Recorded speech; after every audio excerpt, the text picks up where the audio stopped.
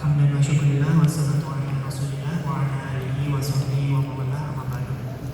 Puji dan syukur kepada Allah Subhanahu wa taala karena berkat rahmat, hidayah dan taufiknya kita dapat berkumpul di majelis ilmu di masjid kita tercinta, Masjid Al-Qur'an dalam keadaan sehat walafiat. Salawat dan salam semoga tetap tercurah kepada junjungan alam Nabi Muhammad sallallahu alaihi wasallam, kepada keluarganya, kepada sahabatnya, dan mudah-mudahan sampai kepada kita selalu umatnya. Amin ya rabbal alamin. Hadirin rahimakumullah. Insyaallah pada kesempatan kajian diskusi wawasan keislaman kali ini akan dipandu oleh Bapak Dr. Mat Ali MA. Demi keberkahan dan kelancaran acara pada kegiatan kali ini, mari kita buka dengan ucapan basmalah bersama-sama. Bismillahirrahmanirrahim. Baik, tanpa berlama-lama, insyaallah selama 15 menit ke depan kita akan menyimak dari Bapak kepada Pak Dr. Mat Ali, disilakan. Bismillahirrahmanirrahim. Assalamualaikum warahmatullahi wabarakatuh.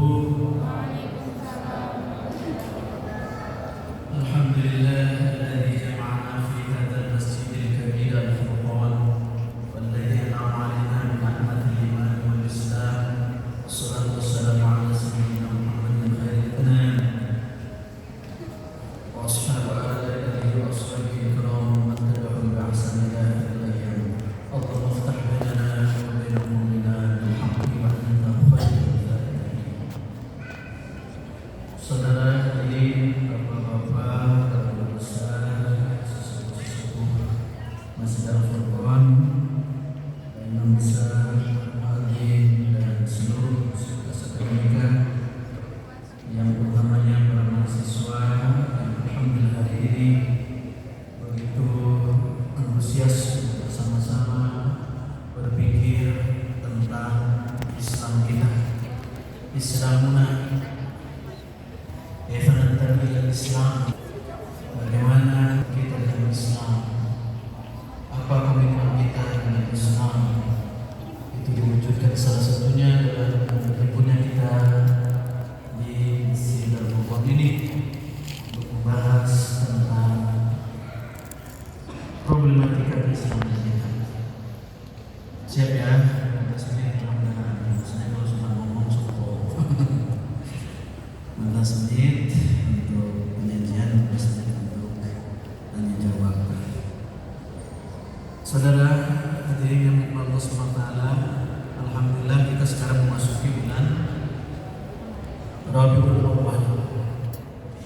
Populer karena manusia besar, manusia sukses, manusia yang sempurna dilahirkan di bulan Rabiul Awal, 12 Rabiul Awal, tahun gajah karena belum ada penamaan tahun. Tapi kalau dimasihkan kira-kira 22 Maret 571 Masehi. Peristiwa besar ini diabadikan dalam Al-Qur'anul Karim dengan menyatakan bahwa Allah Subhanahu wa taala telah melahirkan seorang makhluk manusia yang ditemui dalam keadaan ailan, menderita, kesusahan, wa'awna, kemudian Allah mendidik, mentransformasi, mengubah manusia yang menderita menjadi manusia sukses. Maka wajarlah kalau hari ini judul kita adalah baginda Rasulullah SAW sebagai manusia yang sukses dalam perjuangan di dunia ini. Tadi yang Allah SWT, saya akan mengambil firman Allah SWT yang tadi disinggung, yaitu dari surat Al-Duha, untuk menggambarkan bagaimana Rasulullah yang dididik, dilatih oleh Allah Subhanahu wa taala mulai dari nol sampai belum menjadi manusia terhebat di dunia kehebatannya baik oleh kawan maupun oleh lawan. Oleh sebab itu Rasulullah merupakan representasi dari manusia yang hebat, manusia yang sukses, manusia yang teladan, manusia yang memberi mengukir sejarah perubahan peradaban manusia, manusia yang telah memberikan solusi terhadap kehancuran peradaban masa lalu dengan membangun peradaban baru sampai yaumil qiyamah. A'udzubillahi minasyaitonir rajim. Bismillahirrahmanirrahim. Wadduha wal laili idza saja ma waddaka wa ma wadda'aka rabbuka wa ma qala walal akhiratu khairun laka minal ula wa lasawfa yu'tika rabbuka fatarda alam yajidka yatiman fa'awa wa wajadaka ووجدك عائلا فأغنى فأما اليتيم فلا تقهر وأما السائل فلا تنهر وأما بنعمة ربك فحدث. صدق الله العظيم. والضحى demi waktu duha, wal-laili dan demi waktu malam, idza saja ketika sudah gelap. Ma wadda'aka Allah Rabbuka, Tuhan tidak pernah meninggalkan engkau wahai Rasulullah. Wa ma qala, juga Allah tidak membenci. Walal akhiratu, kehidupan akhir wahai Rasulullah, khairun, lebih baik, laka bagimu minal ula, daripada kehidupan awal, ya. Jadi ini Allah menggambarkan bahwa Rasulullah dulu tidak sebagus akhir kehidupan. Walal akhiratu khairun laka minal, kehidupan akhir, penghujung kehidupan lebih bagus daripada awal kehidupan. Ini harus menjadi cerminan bagi kita. Apa buktinya bahwa kehidupan Rasulullah sebelumnya tidak lebih bagus daripada yang akhir? Kehidupan yang akhir Rasulullah lebih bagus daripada kehidupan awal. Dirinci oleh Allah SWT, alam yajidka yatiman fa'awa, bukankah Allah mendapatimu dalam keadaan yatim? Ibu, ayah sudah tidak ada sebelum beliau lahir. 2 bulan ketika dalam kandungan, ayah sudah meninggal. Kemudian sesudah umur 6 tahun, ibu meninggal. Diasuh oleh kakek, usia 8 tahun kakek meninggal. Diasuh oleh seorang uak, Abu Talib, yang waktu itu dalam keadaan ekonominya sedang memburuk, harus menambah beban anak saudara yaitu bernama Muhammad. Maka beliau diasuh di rumah yang dalam keadaan miskin. Abu Talib itu waktu itu, sekalipun dia pemimpin, tapi ekonominya sedang menurun. Maka itulah keadaan Rasulullah, dilatih oleh Allah SWT, berawal dari penderitaan. Ini sejalan dengan misi Allah Subhanahu wa Ta'ala menciptakan manusia. Manusia diciptakan memang di zona nyaman, tapi untuk hidup menderita. Mungkin tidak percaya. Dan itu direpresentasikan oleh seluruh anak cucu Adam. Kita diciptakan di zona nyaman, di rahim ibu. Segala kebutuhan hidup kita tersedia, makan, minum, semua tinggal masuk saja. Badan tidak merasa dingin karena sudah tertutup oleh rahim.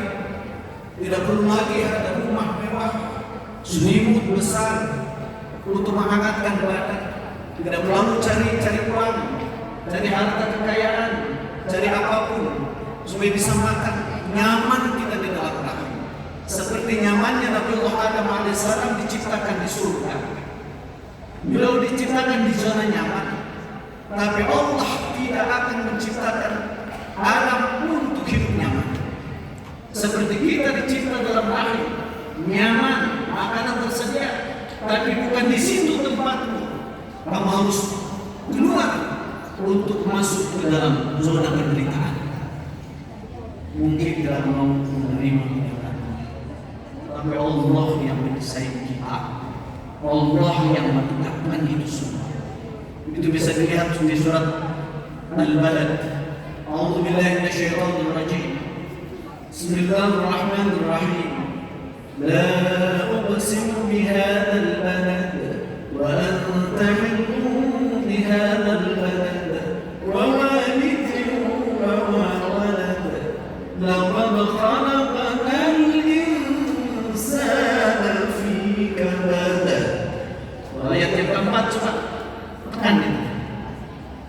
Laqad khalaqnal insana fi kabad. Sungguh kami menciptakan al-insan seluruh manusia fi kabad, untuk menderita. Percaya tidak? Anda sekarang sedang menderita tidak? Banyak tugas, banyak PR, UKT mahal, asrama mahal, aturan asrama banyak. Menderita tidak? Menderita tidak?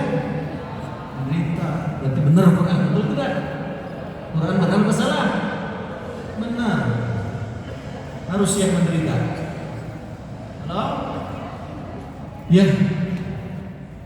Rasulullah merepresentasikan penderitaan itu. Beliau dalam keadaan yatim, zona susah, maka dididik oleh Abu Thalib untuk supaya mampu menyelesaikan penderitaan. Dengan apa? Dilatih kemandirian. Naon? Mangun domba, menggembalakan domba. Inilah awal penderitaan Rasulullah. Harus capek-capek setiap pagi dia menggiring domba, nanti sore pulang. Terus domba dia tidak selamanya bagus sebagai mahasiswa, betul tidak? Ya, lari sama, naik gunung, bawah domba, di udara, supaya tidak lari kemana-mana. Kumpul kedai, terus kumpul, maranjak dia kali itu sini, sana sini. Maka Rasulullah dilatih bagaimana beliau supaya mampu memimpin domba yang kadang-kadang susah diatur, tapi di situ timbul kesabaran bahwa dia harus sukses mengembala domba. Sebab kalau tidak sukses mengembala domba, dombanya kurus, maka nanti bagaimana air susunya bisa diperah, dagingnya bisa dimakan, padahal itu adalah makanan pokok waktu itu. Maka Rasulullah dilatih oleh Allah Subhanahu wa taala harus menderita dan dilatih mengembalakan kamu. Tidak hanya sampai di situ, Abu Thalib ingin Rasulullah menjadi manusia yang hebat, yang sukses. Maka beliau melatih Rasulullah SAW dengan berdagang ke luar negeri pada waktu Nabi. Bayangkan dari Makkah ke Syria, dibawalah usia 12 tahun. Wayah anak kasih, Anda harus mandiri, sebab ayahmu, pamanmu ini tidak akan selamanya ada. Woi, para mahasiswa, sekarang Anda nyaman, segala kebutuhan disiapkan oleh orang tua Anda, segalanya tinggal minta papa, mama, betul tidak? Halo, nanti harus mengadakan hak anada. Anda harus hak anada. Aku harus mandiri. Gitu. Halo. Maka laisal fata man yaqulu ha. Bukan pemuda yang mengatakan, dia bapakku, dia pembongku, Bung Ham. Angkatan berapa? Angkatan berapa? S3. Mau apa saja jadi sebagai bapak. Betul tidak? Apakah selamanya bapak ada? Tidak. Al-fatahu alladhi yaqul ha'adha, aku inilah, tidak bergantung pada bapak, tidak bergantung pada orang tua, aku sekarang sendiri. Itulah yang dididik oleh kepada Rasulullah Muhammad SAW. Maka beliau dibawa datang capek-capek saudara, dengan membawa satu tanaman unta, satu kafilah datang bersama yang lain menuju Syria. Dan di Syria itu ketemu dengan seorang pendeta Nasrani yang masih jujur, melihat si kecil Muhammad ini, pemuda Muhammad ini sudah ada tanda-tanda kenabian, karena naungan awan terus mengiringi dia selama perjalanan. Yang kedua ada awan yang menggambarkan bahwa itu sudah kedatangan bakal manusia besar pemimpin dunia. Maka ketika Rasulullah pulang dari berdagang bersama Abu Thalib, beliau beristirahat di sebuah pohon yang rindang di Syria, yang konon hari ini pohon itu masih ada, rindang sekali dari ribuan tahun. Kemudian ketemu dengan siapa?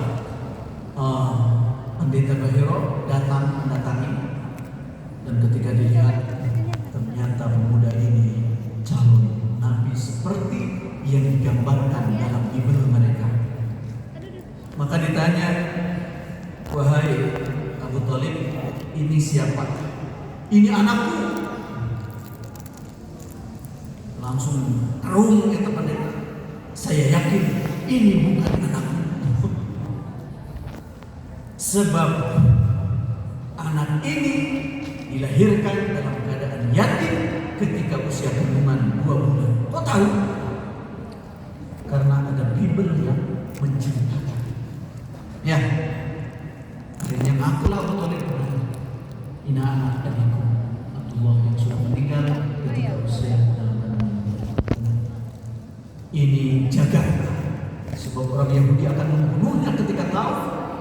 Sebab orang Yahudi tahu kepada bakal nabi baru itu melebihi tahu anaknya sendiri, gitu ya. Maka jaga. Akhirnya Abu Thalib segera mengambilnya pulang, dan akhirnya terus belajar berdagang.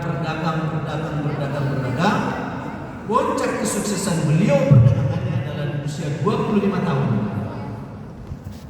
Beliau sudah matang ahli bisnis dan sukses bisnisnya, sehingga di usia 25 tahun beliau menjadi orang yang kaya raya. Inilah janji Allah. Inilah yang disebut wa wajadaka 'ailan fa'aghna.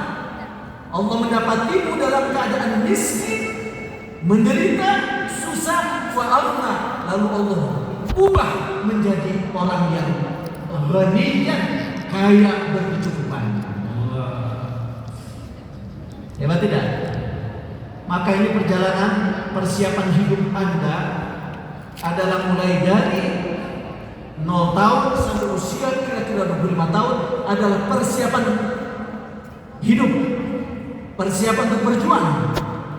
Hari ini kita dalam fase persiapan seperti Rasulullah SAW mempersiapkan diri sampai nanti di usia 25 tahun.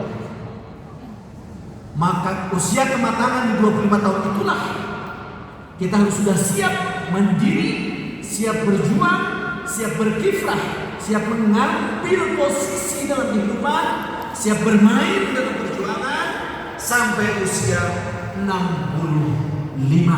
pensiun. Jadi pensiunnya ikut sunnah Rasul. Usia Rasul meninggal usia berapa?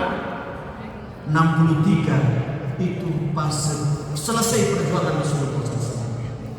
Sesana ayah kayaknya berarti kita bonus kenyiap berkairan. Ya, betul tidak? Siap tidak usia 65 tahun? 70 tahun? 80 tahun, 100 kali dia pemilu, siap? Ya, 100 kali dia pemilu harus kena jejer di sisi naraganya. Betul tidak? Iya, makanya cepat. Jangan nanti habis umur. Amal ummati ma baina sittin ila sab'in. Umur umatku tuh nggak panjang-panjang kayak umat terdahulu. Umat terdahulu ya 100 tahun. Nabi Nuh, Nabi Adam 100 tahun. Kita mah katanya umat akhir zaman itu paling pendek, antara 60 sampai 70. Kalau tidak segera Anda mempersiapkan perjuangan sampai usia 25 tahun, bisa gagal Anda dalam perjuangan nanti di usia-usia 20. Halo? Siap ya? Inilah contoh Rasulullah. Ya. Maka hadirin Allah Subhanahu wa taala, apa kesuksesan Rasulullah menjalani kehidupannya sampai di penghujung, dan ini tercatat satu-satunya manusia pemimpin dunia yang paling sukses, yang bisa mengubah peradaban manusia dari gelap menjadi terang benderang, yang sudah mampu memberikan solusi terhadap persoalan-persoalan kemanusiaan, dan itu sampai hari ini ajarannya tidak pernah lekang, tidak pernah lapuk dimakan usia. Bahkan pengikutnya bertambah sampai sekarang melebihi 25 miliar manusia ikut Rasulullah Muhammad SAW. Betul tidak? Pemimpin-pemimpin lain parah, betul. Beres dari pemimpin, hancur karena masuk penjara. Saya pengaruhnya. Rasulullah sampai hari ini pengaruhnya tidak habis. Bahkan alhamdulillah cek saya dalam ngomong. Nah, jadi ringkasnya begini, bahwa manusia sukses gambarannya adalah pertama harus diberi penderitaan. Yang kedua, wa'allama Adam al-asma'a kullaha. Manusia akan berjuang untuk menyelesaikan penderitaan dengan potensi yang Allah siapkan berupa kecerdasan. Amin ya. Kecerdasan. Maka Abu Thalib mendidik kecerdasan Rasulullah. Maka wahyu pertama menyentuh kecerdasan manusia, iqra bismi rabbik. Itu syarat kesuksesan manusia adalah dia berawal dengan penderitaan, kemudian memberdayakan inteligensianya, kecerdasannya, dan Allah sudah menyiapkan wa'allama Adam al-asma'a kullaha. Tapi hanya inteligensia saja belum cukup untuk memanusiakan manusia, belum cukup untuk menjadikan manusia yang mulia, sukses yang hakiki. Kenapa? Karena manusia dengan ilmunya sering terjadi konflik sampai hancur menghancurkan, habis menghabiskan, sampai penderitaan demi penderitaan. Itu karena tingginya sains teknologi. Betul tidak? Banyak orang menderita, mati gara-gara teknologi. Betul. Maka manusia kalau mau sukses harus masuk kepada satu lagi tahapan, yaitu manusia harus bermoral. Moral ini hubungannya dengan iman. Maka Allah mengatakan, manusia mau sukses, mau bahagia, fa imma ya'tiyannakum minni hudan faman tabi'a hudaya fala khaufun 'alaihim wa la hum yahzanun. Kalau nanti petunjukku datang, kemudian manusia berpegang kepada petunjukku, kepada agamaku, kepada syariatku, maka tidak akan ada penderitaan. Fala khaufun 'alaihim wa la hum yahzanun. Manusia akan bahagia, manusia akan sukses, manusia akan tentram, aman, nyaman kalau dia berangkat dari penderitaan, kemudian berjuang dengan kecerdasannya, dan diimbangi dengan moral, iman, takwa kepada Allah. Insya Allah kita akan menjadi manusia yang sukses, sesukses Rasulullah Muhammad SAW. Wallahu a'lam bishawab. Mana sudah dijawab? Alhamdulillah, baik, terima kasih Pak Arsa Dr. Mat Alim MA yang telah menyampaikan materi ini. Kita kembali lagi disajikan dengan materi yang sangat menarik begitu ya, karena ketika kita membahas perjalanan Rasulullah SAW, tentu saja tidak pernah lewat zaman seperti yang dikatakan Pak Arsa tadi. Karena saya juga jadi teringat itu pernah diterbitkan sebuah buku yang diterjemahkannya itu di terbitan Pustaka Jaya, 100 orang yang paling berpengaruh di dunia. 3 di antaranya adalah seorang Rasul. Yang pertama pasti Nabi Muhammad SAW. Ada juga Kanjeng Nabi Musa alaihissalam dan juga ada Kanjeng Nabi Isa. Jadi tadi yang perlu kita garis bawahi adalah intelijen dan iman itu harus seimbang. Karena ketika keseimbangan itu ada antara intelijen dan iman, maka kesuksesan dunia terbuka, ya, semakin jembar. Baik, hadirin rahimakumullah, tiba pada saatnya kita sesi tanya jawab. Silakan bagi hadirin yang ada pertanyaan ataupun tambahan pada kegiatan kali ini, disilakan. Mangga. Dari sebelah mana dulu? Oh iya, mangga.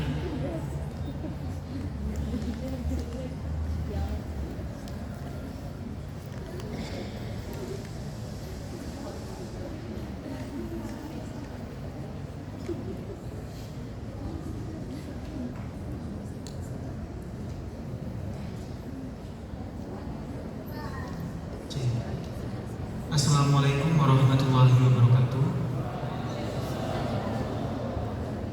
Terima kasih atas kesempatan yang sudah diberikan kepada saya.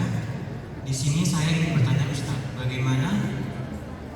Perkenalkan, nama saya Dimas Saputra. Saya berasal dari Asrama Putra dan berasal dari Prodi Pendidikan Guru Sekolah Dasar Fakultas Ilmu Pendidikan. Di sini saya ingin bertanya Ustaz terkait tadi yang sudah disampaikan bahwa bagaimana sih cara kita untuk mengajak teman sebaya atau kaum milenial dalam mengimplementasikan perilaku dan sunnah Rasulullah ketika kita dianggap justru malah soalim atau suci gitu. Terima kasih, mungkin seperti itu pertanyaannya. Assalamualaikum warahmatullahi wabarakatuh. Waalaikumsalam warahmatullahi wabarakatuh.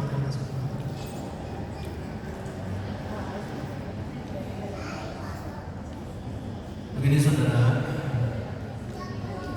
Rasulullah sukses karena bersatunya hati dan perbuatan. Itu saudara, kemuliaan manusia akan nampak ketika mampu mengintegrasikan antara ucapan dan perbuatan. Itulah yang disebut manusia yang integratif, integrasi dalam mewujudkan seperti ini berat sekali. Tapi memang jalurnya kan ada 3 ya. Rasulullah disuruh oleh Allah ketika berdakwah lewat 3 pendekatan. Betul tidak? Ud'u ila sabil rabbika bil hikmati wal mau'izatil hasanah wajadilhum billati hiya ahsan. Ini namanya Rasulullah untuk seluruh manusia, tidak pakai objek itu ya. Tidak pakai objek ya. Tapi hanya sasaran dakwahnya saja.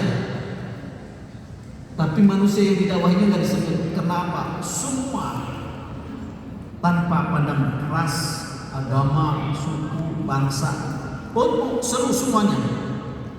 Kemana? Ila sabil rabbik, menuju jalan Allah, menuju Islam, menuju ketundukan kepatuhan totalitas kepada Allah Subhanahu wa taala.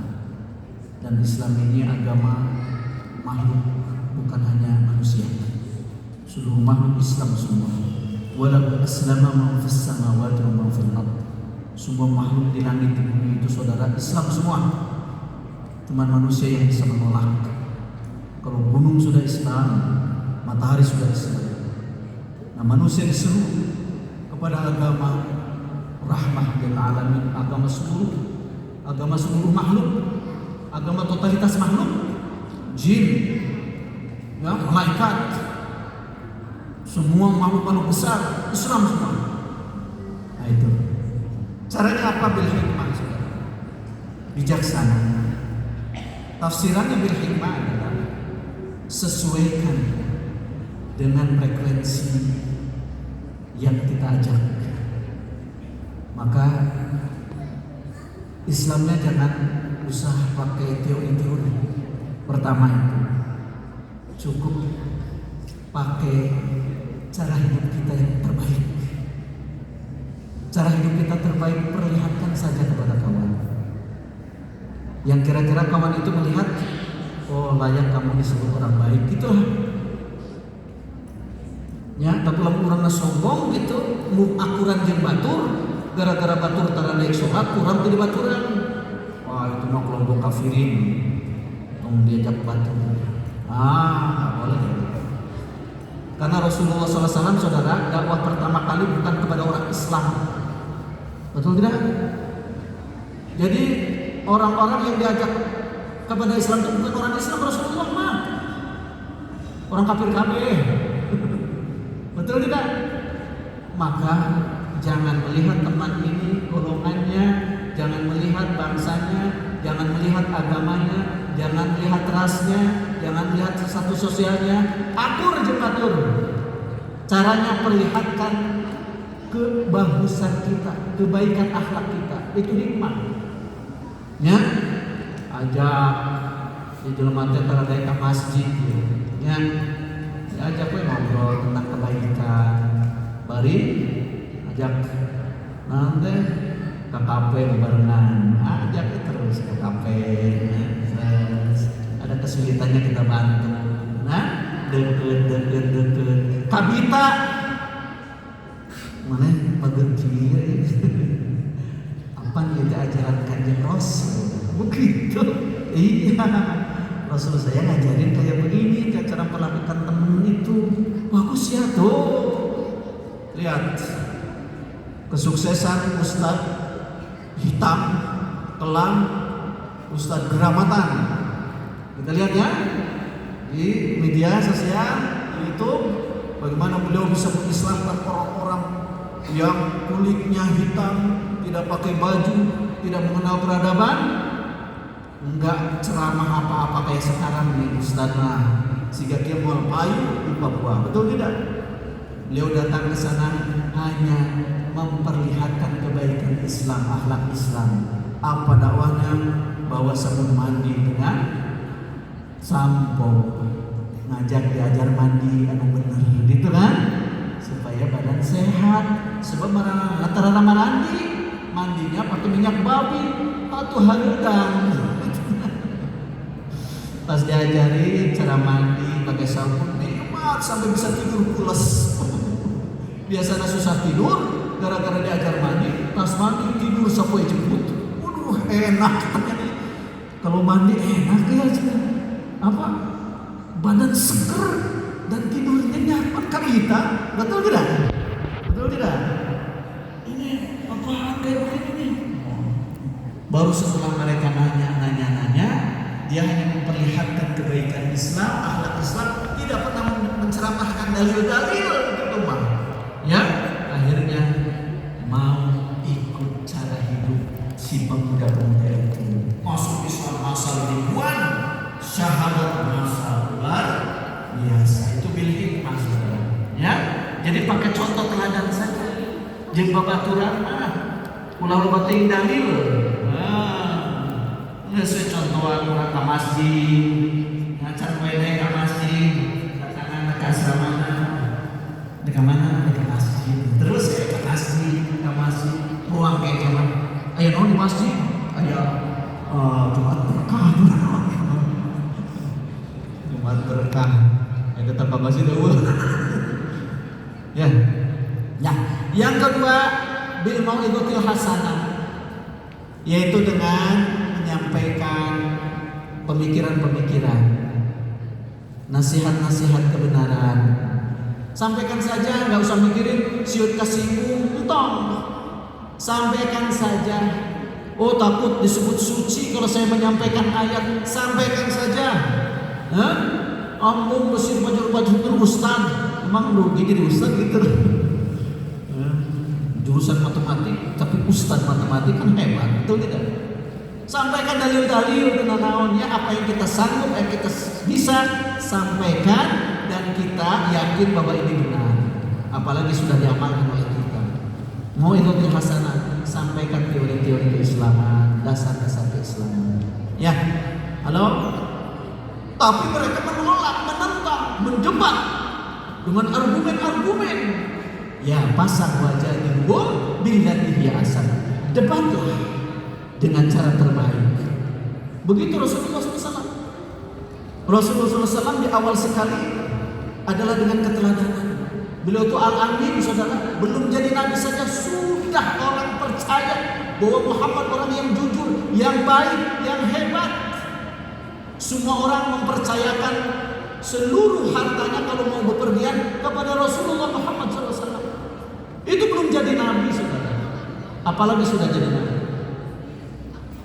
Dengan akhlak Rasulullah, mereka akhirnya terpincut senang melihat Rasulullah itu orang yang baik, nggak ada cacatnya sejak kecil, dan hebat lagi tidak pernah menyembah berhala dan selalu komitmen kepada kebaikan. Setiap organisasi kebaikan beliau ikut gabung. Dulu ada organisasi sulhul apa namanya, asulhul. Itu organisasi kebaikan Rasulullah. Nah, sesudah beliau mendapatkan wahyu, maka beliau menyampaikan mau'izatul hasanah. Setiap ayat-ayat yang diterimanya langsung disampaikan kepada semuanya. Nggak mikirin dia akan menentang atau tidak. Sekali kata Allah, sampaikan wa'adzir ashiratakal aqrabin. Pertama, sampaikan kepada keluargamu yang dekat-dekat dulu. Terus fasda bima tu'mar, sampaikan lagi apa yang diberitakan Allah, sampaikan. Maka seluruh ayat-ayat yang beliau terima langsung disampaikan kepada para sahabat. Kemudian banyak yang menentang, termasuk ketika di Madinah banyak utusan-utusan dari Najran, para pendeta membawa utusan untuk berdialog dengan Rasulullah karena Rasulullah tidak mengakui ketuhanan Yesus dan mengaku nabi lagi. Maka berdebat tentang ketuhanan Yesus, maka dilayani oleh Rasul karena perintah Allah, wajadilhum billati hiya ahsan. Akhirnya berdebat, selesai. Kalah itu seorang Nasrani itu, ketuhanan Yesus batal karena logikanya sudah tidak nyambung. Akhirnya tetap mereka kekeh dengan dogmanya. Maka putusan terakhir kata Rasul, kata Allah, sudahlah, ini mereka sudah tidak mau menerima. Ya tetap hayat menuhankan Yesus. Akhirnya apa? Mubahalah saja. Diajak mubahalah, yaitu berdoa kepada Allah, kumpulkan keluarga semuanya, berdoa kepada Allah untuk memastikan bahwa kalau yang benar adalah orang Nasrani, Yesus itu Tuhan, maka kutuklah Muhammad dengan seluruh umatnya, seluruh keluarganya. Tapi kalau yang benar itu Muhammad, maka kutuklah orang Nasrani, seluruh keluarganya dan seluruh umatnya. Silakan minta kepada Allah. Kata Allah begitu. Itu adalah puncak daripada stagnasi karena deadline terhadap perdebatan. Akhirnya nggak mau itu si Nasrani ngajak mubahalah. Kenapa? Karena jero hati memang dewek kira sebenarnya Yesus disalib. Ya penyaliban Yesus dalam Bible yang disalib bukan Yesus, dan itu sudah terbongkar sekarang. Mereka sudah tahu bahwa yang tersalib bukan Yesus. Sekarang sudah tahu semua, sudah transparan. Alhamdulillah ya, sudah pertanyaan habis. Nah, jadi gitu konsepnya. Karena cara-cara Allah saja. Pertama dengan akhlak, ya.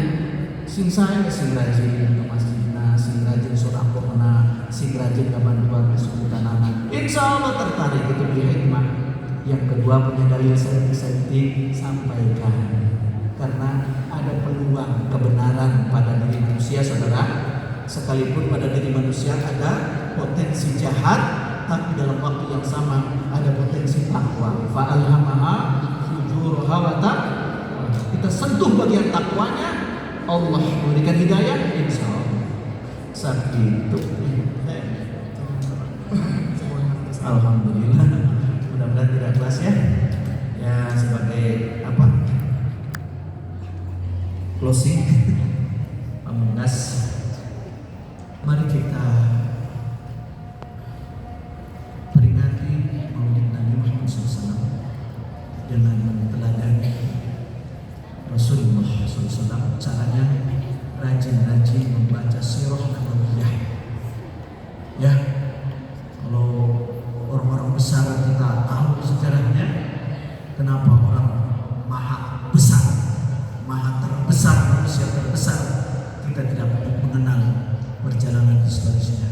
Tolong beli buku-buku kisah-kisah Rasulullah dari kelahiran sampai kesuksesan beliau berdakwah, insya Allah akan menambah kekokohan keyakinan kita untuk hidup istiqomah dalam jalan Allah Subhanahu wa Ta'ala, untuk menjadi sukses seperti sukses beliau. Aku qouli hadza wa astaghfirullah wa lakum. Subhanakallahumma wa bihamdika asyhadu an la ilaha illa anta astaghfiruka wa atubu ilaik. Wal 'afwu minkum. Assalamualaikum warahmatullahi wabarakatuh. Waalaikumsalam warahmatullahi wabarakatuh. Sedikit saja kesimpulan pada kajian diskusi wawasan keislaman kali ini, yaitu dari awal catatan kehidupan Rasulullah SAW memang penuh perjuangan, mulai dari mengembala kambing sampai berdagang. Puncaknya pada usia 25 tahun beliau meraih kesuksesan, baik kesuksesan secara materi maupun secara rohani. Itulah hadirin yang bisa disampaikan pada sesi kali ini. Kekurangannya tentu dari Al-Fakir sendiri, yang baiknya tentu datang dari Allah Subhanahu wa Ta'ala. Wallahu muwaffiq ila aqwamit thoriq. Wassalamualaikum warahmatullahi wabarakatuh. Waalaikumsalam. Allahu Akbar, Allah